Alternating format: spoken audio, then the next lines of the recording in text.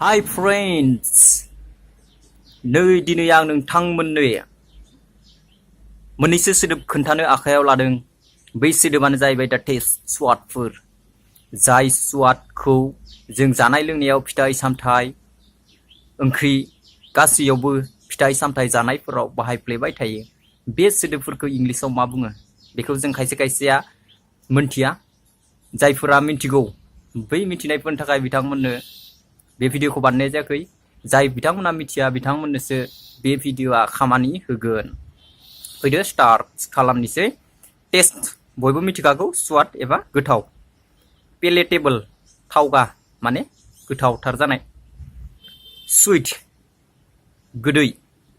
बिटार गोखा। अस्ट्रिंजेन्ट गोखा। एस्ट्रिंजेन्ट आरो बिटार बे मोननैबो गुबुन गुबुन वर्डब्लाबो बे मोननै वर्डआ एस्ट्रिंजेन्ट आरो बिटार मोननैबो गोखा ओंथिखौ फोरमायो। पानजेन्ट आलौनाय। सावार गोखै। सेलाइन गोबाब। दिनै एसेनोसै, गोजोन्थों।